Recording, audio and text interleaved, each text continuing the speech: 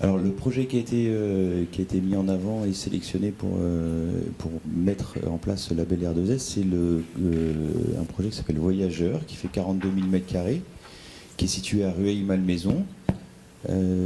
Ce projet, ce sera le futur campus de toutes les entités françaises et basées en Île-de-France de Novartis.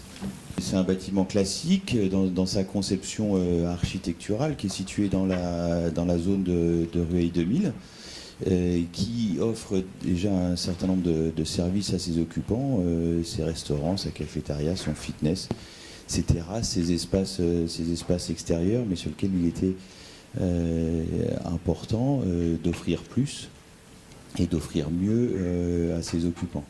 Quand on a lancé cette opération il y a un peu plus de 2 ans, 3 ans maintenant, accompagné du bureau d'études Barbanel, on avait l'impression d'être déjà en avance et de faire quelque chose qui était très en amont.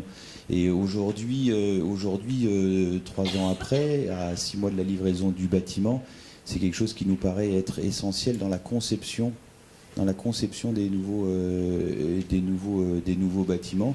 Et les immeubles qui sont aujourd'hui en cours de conception, donc en amont des ouvertures de chantier, intègrent ces technologies et ces structures. Au-delà de la GTB, c'est la data du bâtiment qui va être un élément très important dans la mise en œuvre et dans l'utilisation de ce label R2S, puisque on voit que cette data va avoir un impact sur son propriétaire, son investisseur. On parlait de la valorisation. Moi, je rajouterais aussi le fait de retarder l'obsolescence du bâtiment pour continuer à le faire évoluer et à offrir des services évolutifs dans le bâtiment.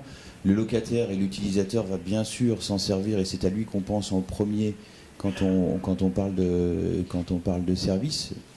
C'est un des acteurs de l'immobilier, mais son gestionnaire va pouvoir utiliser toutes ces datas et toutes ces données pour continuer à piloter le bâtiment, à améliorer la gestion et le pilotage du bâtiment. Et enfin, le promoteur va aussi retirer un profit de cette data et de toute la donnée qui va ressortir du bâtiment pour continuer à faire évoluer la conception de ces immeubles.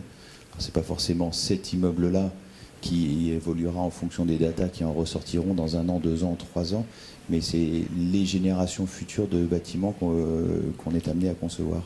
On réfléchit aussi beaucoup sur les nouveaux usages du bâtiment.